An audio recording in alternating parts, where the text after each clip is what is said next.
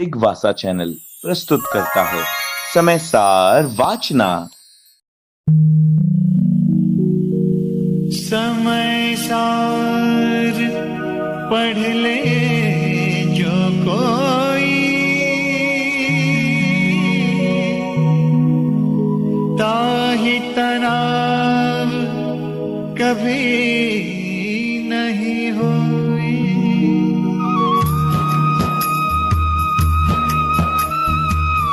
अनंत सिद्ध परमिष्टि भगवान की, वर्तमान जिन शासन नायक श्री वर्धमान महावीर भगवान की, परम पूज्य आचार्य भगवान श्री कुंद कुंद स्वामी मुनि महाराज की, परम पूज्य चारित्र चक्रवर्ती आचार्य भगवान श्री शांत सागर जी मुनि महाराज की, परम पूज्य सिद्धांत चक्रवर्ती आचार्य भगवान गुरुदेव श्री विद्यानंद जी मुनि महाराज की, श्रीमद जैन धर्म की,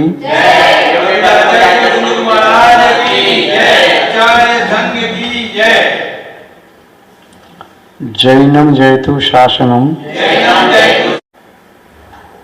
उपस्थित धर्म स्नेही सत श्रद्धालु, भव्यवर पुंडरीक पुण्यात्मा महानुभाव, यहाँ पर आचार्य भगवान कुंद कुंद स्वामी द्वारा विरचित समय सार ग्रंथ की वाचना चल रही है। वाचना द्वितीय अधिकार की चल रही है, जीवा जीवाधिकार,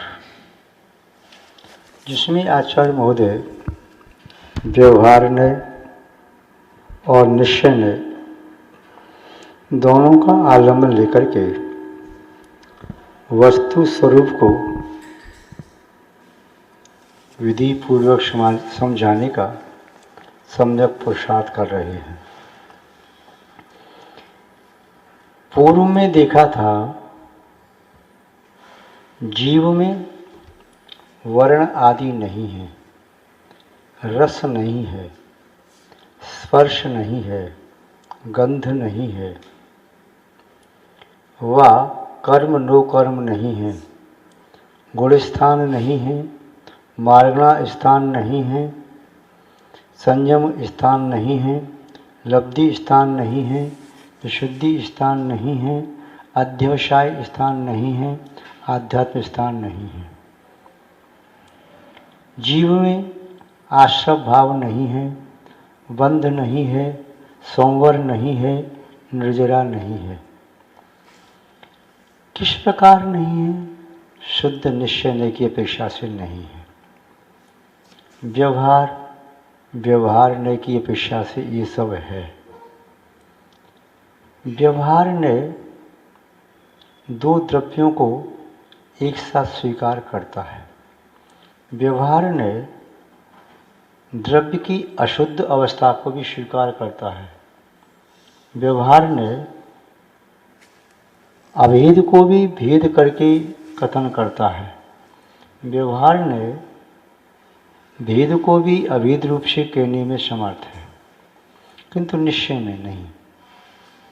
जैसा व्यवहार ने की अपेक्षा से आचार्य भगवान कुंद कुंद स्वामी जी ने गाथा में बताया कि व्यवहार की अपेक्षा से जीव की वर्ण आदि हैं, किंतु निश्चय की अपेक्षा से वे जीव में वर्ण आदि नहीं है। आगे इसी बात को पुष्ट करते हुए आचार्य महोदय क्या कह रहे हैं, उन्हीं के शब्दों में देखते हैं। ए देहि संबंधो जहीव क्षीरोदयम मुनि दब्बो लयहन्ति तस्य तानिदो ओव ओग गुणादिगो जम्मा। ए देहिम य संबंधो, इनके द्वारा, किनके द्वारा? जो अभी पूर्व में बताए द्रव्य कर्म, भाव कर्म, नो कर्म, या द्रव्य कर्म के उदय से प्राप्त होने वाली जीव की दशा, या नो कर्म के साथ रहने वाला वह जीव। ये देही संबंधो, ये सभी पुद्गल आदि जो जीव के साथ तेजस कार्बन शरीर के रूप में अनादिकाल से संबंधित हैं और जीव के प्रदेश भी उन कारमान वर्गणाओं के साथ, तेजस वर्गणाओं के साथ या नौकम वर्गणाओं के साथ ऐसे मिल गई हैं जिस प्रकार दूध और पानी मिल जाता है। दूध के बर्तन में पानी डाल दो या पानी के बर्तन में दूध डाल दो तो दोनों मिक्स हो जाते हैं। व्यवहार की अपेक्षा से कहा जाता है दूध में पानी कम है तो उस पानी को भी दूध नाम दे दिया जाता है, और पानी में दूध की मात्रा कम है तो दूध भी पानी की संज्ञा को प्राप्त हो जाता है। क्षीरोदयम, क्षीर और उदक, ये क्षीर और उदक की तरह से ये संबंध है आत्मा का और पौद्गलिक प्रदेशों का। आत्म प्रदेश के साथ पौद्गलिक कर्म वर्गणाएँ, नो कर्म वर्गणाएँ, भाषा वर्गणा, मनोवर्गणा, तेज वर्गणा इत्यादि जो वर्गणाएँ हैं वे सभी वर्गणाएँ पुद्गलमय हैं। वे वर्गणाएँ कभी भी आत्म प्रदेश में नहीं हो सकती और आत्मा के प्रदेश कभी भी पुद्गल में नहीं हो सकते। व्यवहार में आपने कहा कि दूध और पानी एक में एक हो गए, पानी को भी दूध कह दिया। यदि 1 किलो दूध में 100 ग्राम पानी डाल दिया तो पानी अलग से नहीं कहा जाता, दूध ही कहा जाता है। और यदि 1 किलो पानी में, 1 लीटर पानी में यदि 100 ग्राम दूध डाल दिया, 50 ग्राम दूध डाल दिया तो वह दूध भी पानी की संज्ञा को प्राप्त हो जाता है। भले ही दूध पानी की संज्ञा को प्राप्त हुआ या पानी दूध की संज्ञा को प्राप्त हुआ, फिर भी दूध दूध है, पानी पानी है। दूध के परमाणु पानी रूप नहीं हुए, जल रूप नहीं हुए, और जल के परमाणु दूध रूप नहीं हुए। ऐसे ही आत्म प्रदेशों के साथ कारमान वर्गणाएँ या नौकर वर्गणाएँ, पुद्गल की कोई भी वर्गणा आत्म प्रदेशों के साथ एक में होने के बावजूद भी एक भी वर्गणा व परमाणु आत्म प्रदेश रूप नहीं होते और आत्मा का एक भी प्रदेश पुद्गल में नहीं होता। पुद्गल पुद्गलमय है, था, रहेगा। चैतन्य में जो प्रदेश हैं वे चैतन्य में थे, हैं और रहेंगे, किंतु व्यवहार के बिना निश्चय संभव नहीं।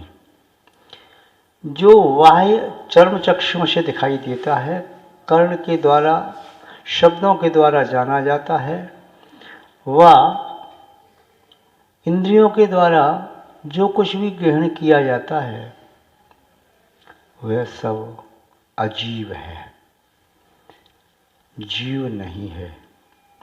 उस अजीव के साथ मिला हुआ जीव अशुद्ध हो जाता है, किंतु जीव की प्रवृत्ति जो अजीव के साथ मिला है तो उसकी प्रवृत्ति इंद्रियों के द्वारा ग्राह्य है, इंद्रिय गोचर है।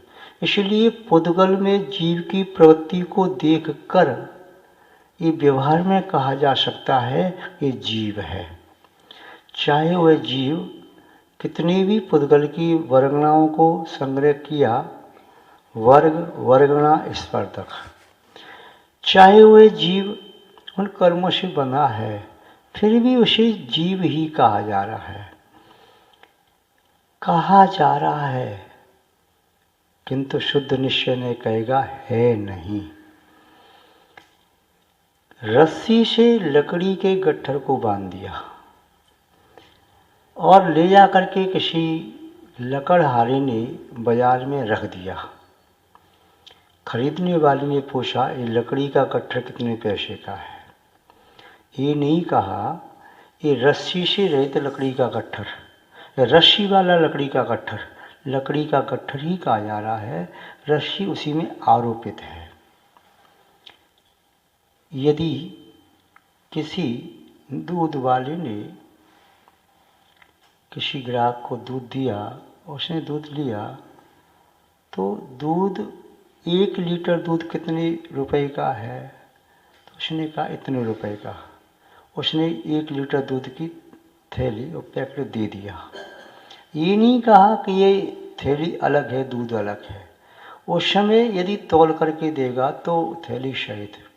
आप मार्केट में जाते हो, कोई भी वस्तु लेते हो, तो वस्तु के साथ वह कागज़ या पॉलीथीन की कोई पैकेट बनाता है, उसमें सामान रखता है। अब आपके हाथ में जैसे कोई पॉलीथीन है, लेकर जा रहे हैं, आपके मित्र ने पूछा क्या है? शक्कर है। अरे भाई, शक्कर तो उसके अंदर है, बाहर तो पॉलीथीन है। गाड़ी में माल जा रहा था, भाई क्या लेके जा रहे हो? सरसों है। ये सरसों तो बोरे के अंदर है, बाहर तो बोरा है, किंतु सरसों के निमित्त से बोरे को भी कह दिया सरसों है। ऐसे ही व्यवहार किया जाता है। व्यवहार सर्वथा मिथ्या नहीं है। व्यवहार में जो आरोप किया जा रहा है उस द्रव्य के संबंध से किया जा रहा है। द्रव्य का संबंध नहीं है तो व्यवहार भी संभव नहीं है। जैसे डिब्बे में दूध रखा हुआ है, उसे दूध का डिब्बा कहा जा सकता है। जिसमें दूध नहीं रखा, मट्ठा रखा है, तो उसे दूध का डिब्बा नहीं कहेंगे। जैसे डिब्बे में घी रखा है तो घी का डिब्बा, घी नहीं है तो घी का डिब्बा नहीं कहेंगे, खाली डिब्बा, प्लास्टिक का डिब्बा या कोई भी आप कह सकते हैं। तो उसके संपर्क से, संसर्ग से, संबंध से वह भी नाम प्राप्त कर लेता है। ऐसे ही जीव के संपर्क से, संबंध से, जीव के साथ रहने से ये पुद्गल भी जीव नाम प्राप्त कर लेता है। जैसे विद्वानों की सभा में कोई मूर्ख भी बैठ जाए तो कोई व्यक्ति पूछता है, भाई ये सभा किन की है? पर विद्वानों की है। उसमें एक मूर्ख है, विद्वानों के साथ वह भी विद्वानों की श्रेणी में आ गया। यदि कहीं घोड़े जा रहे हों, उनके बीच में एक गधा आ जाए तो ये नहीं कहेंगे इस गधे को छोड़कर ये कितने घोड़े हैं, भाई ये कितने घोड़े हैं। वह गधा भी उस समय घोड़ों की श्रेणी में आ जाता है। बहुतायत होती है तो बहुतायत के माध्यम से कथन करते हैं, उसी का नाम दिया जाता है। देखो, चुनाव होते हैं, माना कभी चुनाव हुए और चुनाव में आपने देखा, जैसे माना कि लगभग 64% मतदान हुआ। उसमें कोई व्यक्ति, जो कैंडिडेट कितने खड़े हुए, जिसके माना कि 15-20% भी वोट आ गए तो वह विजयी हो सकता है। अब 100 में से यदि 15-20% वोट आ गए, विजयी हो गया, तो वह बहुमत सिद्ध कर दिया, भाई विजयी हो गया वह, क्योंकि उसके साथ बहुत मत है, बहुत उसके पास वोट हैं। अब यथार्थ में देखो तो 100 में से यदि 15-20 उसके पास है तो कौन से ज़्यादा हो गए? 20% उसके पास, 64% मतदान हुआ, वो उसमें से जो बचे 44% में 4-5 लोगों में बट गए, तो इसलिए वे हार गए। किंतु विजयी हुआ, उसके पास अन्य की अपेक्षा से ज़्यादा है। ऐसे ही यदि कहीं गेहूं का खेत है, बीच बीच में सरसों पड़ी हुई है, डिपार्टमेंट विभाग करने के लिए अलग अलग कर देते हैं किसान लोग। पूछा ये खेत किसका है? गेहूं का।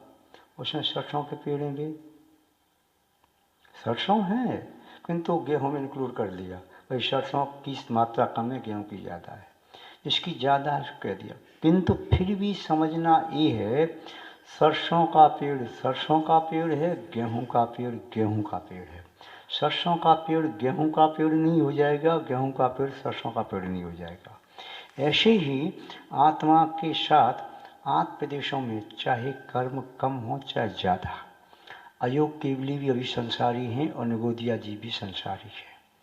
एक निगोदिया शरीर में अनंत जीवों का वास है और लघु स्कंद में भी इतनी कारमान वर्ग, इतने कर्म प्रदेश बंधे पड़े हैं कि वे भी जीव संज्ञा को प्राप्त हो रहे हैं।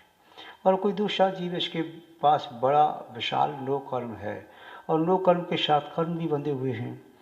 किसी जीव के पास कर्म जो बंधे हुए हैं, जघन्य अवधि वाले हैं, मध्यम अवधि वाले हैं उत्तम अवधि, उत्कृष्ट अवधि वाले हैं। चाहे कर्मों की अवधि ज़्यादा हो चाहे कम हो, चाहे कर्मों का अनुभाग ज़्यादा हो या कम हो, चाहे कार्मण वर्णा जो कर्म है उनका प्रदेश कम हो या ज़्यादा हो, चाहे प्रकृति उसकी कोई भी हो, किंतु कर्मों से बंधा हुआ जीव, कर्मों से बंधा हुआ है, संसारी जीव है। किंतु जब जीव पर दृष्टि होती है तो फिर जीव दिखाई देता है, कर्म दिखाई नहीं देता। और जिसकी दृष्टि शुद्ध जीव पर है तो उसे शुद्ध जीव दिखाई देता है, कर्म अलग। और जब दृष्टि समूह रूप होती है तो उसे फिर वह दोनों से युक्त भी जीव दिखाई दे रहा है। किसका क्या प्रयोजन है, उस प्रयोजन के अनुसार वस्तु को व्यक्ति ग्रहण करता है। किसी दुकानदार के पास दुकान में बहुत सारी वस्तुएं हैं, किंतु जिसे जो वस्तु चाहिए उसकी निगाह उसी पर जाती है। कपड़े वाले की दुकान पर गया, मुझे तो ये कपड़ा चाहिए, अच्छा ये ऐसा, उसको देख रहा, दूसरा को दूसरी वस्तु देख रहा, तीसरा को तीसरी वस्तु देख रहा। तो जिसके लिए जो प्रयोजनभूत होता है उसे वही ग्रहण करता है। व्यवहार नए के लिए प्रयोजनभूत है अशुद्ध अवस्था, जीव और पुद्गल की सम्मिश्रण रूप अवस्था, किंतु शुद्ध निश्चय के लिए प्रयोजनभूत है शुद्ध दशा जीव की। व्यवहार ने कहिए कनक पाषाण, वह कनक पाषाण को ग्रहण करता है। जिस भट्टी में सोने को शुद्ध किया जाता है, कनक पाषाण को जला करके किट्टिकालिमा को जलाया जाता है, तो उसके लिए रॉ मेटेरियल कनक पाषाण है, वही चाहिए, उसको शुद्ध सोना नहीं चाहिए। वह कनक पाषाण को जला के शुद्ध सोना बनाता है। किंतु जो स्वर्णकार है, आभूषण बनाने वाला है, उसे कच्चा माल नहीं चाहिए, कनक पाषाण नहीं चाहिए, शुद्ध सोना चाहिए। उसके लिए रॉ मटेरियल कच्चा माल अलग है, उसके लिए अलग है। जो भट्टी में सोने को तपा रहा है, शुद्ध कर रहा है, उसके लिए चाहिए कनक पाषाण मिले, कनक पाषाण मिले, कनक पाषाण मिले, उसका प्रयोजन कनक पाषाण का है। और जिसे आभूषण बनाने हैं वह कहेगा कनक पाषाण से मैं क्या करूँगा, पहाड़ जैसा ढेर भी लगा दो तो मेरे लिए प्रयोजनभूत नहीं है, मुझे तो शुद्ध सोना चाहिए जिससे मैं आभूषण बना सकूं। शुद्ध निश्चय ने जीव की शुद्ध दशा को ग्रहण करता है, अशुद्ध दशा को ग्रहण नहीं करता। किंतु व्यवहार ने जीव की अशुद्ध दशा को ग्रहण करता है, शुद्ध दशा को ग्रहण नहीं करता। छोटे बालक के लिए दूध प्रयोजनभूत है, उसे अन्य नाना प्रकार के व्यंजन पकवान नहीं। और जो बड़ा व्यक्ति है उसके लिए गरिष्ठ भोजन प्रयोजनभूत है। वृद्ध है उसके लिए दूध नहीं पचता, गरिष्ठ भोजन नहीं पचता, उसके लिए खिचड़ी दलिया प्रयोजनभूत है। तो जिसके लिए जो प्रयोजनभूत है वह वस्तु उसे मिल जाती है तो कहता वाह आज तो बहुत अच्छा रहा, आज तो मुझे ये वस्तु अमुक वस्तु मिली। सामने वाला कह रहा अरे इसकी भी प्रशंसा कर रहे हो तुम, खिचड़ी दलिया की प्रशंसा की जाती है, ये कोई भोजन है। दूसरा कहता है अरे भाई भोजन तो पकवान है, मिष्ठान है, 56 प्रकार के व्यंजन हैं, अनेक प्रकार के व्यंजन हैं। छोटा वाला कहेगा मुझे नहीं चाहिए, मुझे तो दूध चाहिए, कुछ दूध प्रयोजनभूत है। ऐसे ही सभी नयों का विषय अलग अलग है। एक नए से हर विषय को नहीं स्पर्श किया जा सकता, अलग अलग प्रकार से किया जाता है। एक दृष्टि से वस्तु को जब देखेंगे तो एक ही इसका गुण धर्म विशेषता दिखाई देगी, एक साथ सभी नहीं। प्रमाण के माध्यम से तो अनेक विशेषताएं एक बार में जानी जा सकती हैं, किंतु नए के माध्यम से एक से ज़्यादा नहीं, दो भी नहीं। तो यहाँ पर निश्चय और व्यवहार ने दोनों का आलम्बन लेकर के आत्मा के बारे में आचार्य महोदय कह रही हैं कि आत्मा और शरीर या आत्मा और कर्म ये अनादिकाल से दूध और पानी की तरह से मिले हैं। दूध और पानी की तरह से मिले होने के बावजूद भी दोनों एक नहीं हैं। नय होन्ति तस्य तानिदु, वे भाव जीव में नहीं हैं जो कर्म से जनित हैं। जीव में तो वही भाव हैं, शुद्ध निश्चय ने कहेगा, जो कर्म से रहित भाव होते हैं, जो सिद्धों में होते हैं। सिद्धों के भावों को व्यवहार ने ग्रहण नहीं करेगा और करेगा भी तो कहेगा। सिद्धों में ऐसा भाव पाया जाता है, तो सिद्धों को और सिद्धों के भावों को अलग अलग कर दिया, व्यवहार नय ने अभेद को भेद कर दिया।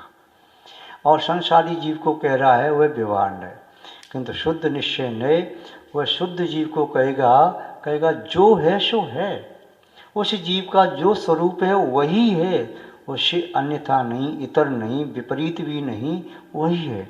और वही वस्तु मुझे उस संसारी जीव में दिखाई दे रही है, उसे ग्रहण कर रहा है। तो यहाँ पर कहा कि नय होंते तस्य तानिदो, वे उस जीव के नहीं होते, उपयोग गुणादिको जम्मा। निश्चय नय से जीव तो उपयोगमयी है। जीव कैसा है? जीवो उपयोगमो, अन्य अधिकार भी दिए, अमुतकर्ता सदैव परिमाणु भूता संसार अर्थो सिद्धो विश्व सोड गई, नव अधिकार दिए नियमचंद सिद्धांति देव ने। तो यहाँ पर एक उपयोग लक्षण को लिया, जीव उपयोगमयी है। उपयोग का आशय क्या है? उभय निमित्त वशात चैतन्यानुविधायी परिणाम उपयोग। उभय निमित्त के वशीभूत होकर के चैतन्य के अनुविधायी परिणाम, अविनाभावी परिणाम वह उपयोग कहलाता है। उभय निमित्त कहिए तो ज्ञान चेतना और दर्शन चेतना, इन दोनों के निमित्त से आत्मा की जो प्रवृत्ति है, आत्मा इन दोनों के माध्यम से चैतन्यता को धारण करती है, वह उपयोग है।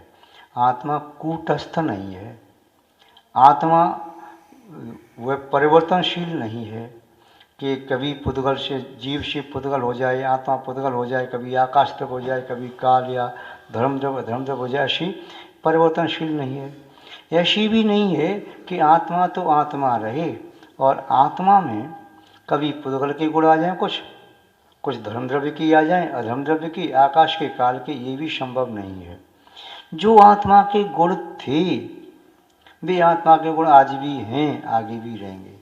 आत्मा के गुण नष्ट नहीं होते, कभी ऐसा हो जाता है छुप जाते हैं। जैसे बादल, सघन बादल आकाश में हों तो सूर्य चंद्र आदि छुप जाते हैं, आकाश में ग्रह नक्षत्र तारे छुप जाते हैं, नष्ट नहीं हो जाते। जैसे बादलों से छुप गए, ऐसे ही कर्म के आवरण से आत्मा के गुण हमारे भी छुप गए हैं। हवा चलने से जैसे बादल हट जाते हैं तो सूर्य चंद्र तारे आदि दिखाई देते हैं। ऐसे ही तपस्या, संयम युक्त तपस्या, और जब तपस्या के द्वारा की जाती है तो तप की अग्नि व संयम की हवा से वे कर्मों की परतें हटती जाती हैं, तप की अग्नि से वो जल जाती हैं और फिर ध्यान की हवा के माध्यम से वह भस्म उड़ जाती है, तो गुण निखर जाते हैं।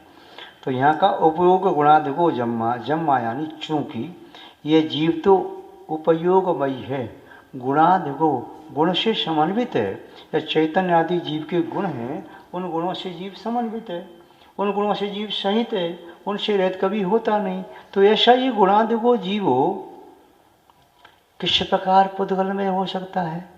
जीव में पुद्गल के गुण कैसे आ सकते हैं और जीव के गुण पुद्गल में कैसे आ सकते हैं? नहीं आ सकते। शुद्ध निश्चय ने कहेगा कि पुद्गल की शुद्ध दशा परमाणु, जीव की शुद्ध दशा सिद्धत्व, अन्य चार द्रव्य शाश्वत शुद्ध हैं, धर्म द्रव्य, अधर्म द्रव्य, आकाश द्रव्य, काल द्रव्य। किंतु जीव की यह शुद्ध दशा संसारी दशा, पुद्गल की यह शुद्ध दशा स्कंध। तो ये अशुद्ध, इसका आशय है ये पुद्गल शुद्ध भी होता है, अशुद्ध भी होता है, और जीव शुद्ध भी होता है, अशुद्ध भी होता है। किंतु जीव और पुद्गल में एक विशेषता है, जीव यदि एक बार शुद्ध हो गया तो ये कभी भी अशुद्ध नहीं हो सकता। पुद्गल एक बार शुद्ध होकर के पुनः अनेक बार अशुद्ध भी होता है, पुनः शुद्ध होता, अशुद्ध होता, ये चलता रहता है क्या। तो पुद्गल की विशेषता है, क्षय द्रव्य में केवल पुद्गल ही ऐसा है जो अनेक बार शुद्ध होकर के अनेक बार शुद्ध होता है। जीव की विशेषता एक अनादिकाल से तो अशुद्ध ही था, आज तक अभी अशुद्ध है, किंतु शुद्ध हो सकता है। और चार द्रव्यों की विशेषता ये है, धर्म द्रव्य, अधर्म द्रव्य, आकाश द्रव्य, काल द्रव्य, ये अनादिकाल से शुद्ध ही थे, शुद्ध ही हैं और शुद्ध ही रहेंगे, इन्हें कभी भी अशुद्धता प्राप्त नहीं हो सकती। तो यहाँ पर आचार्य महोदय बता रहे हैं, व्यवहार नय से भी जीव के स्वरूप को समझो और जानो, निश्चय नय से भी जीव के स्वरूप को समझो और जानो, तभी आप आत्मा को समझने में सक्षम होगे। जब तक आत्मा को जानोगे नहीं तब तक मानोगे कैसे, और जानोगे मानोगे नहीं तो आत्मा को प्राप्त कैसे करोगे, आत्मा का अनुभव कैसे करोगे। और आत्मा में विद्यमान जो कर्म प्रदेश हैं उन्हें निकाल के बाहर कैसे करोगे।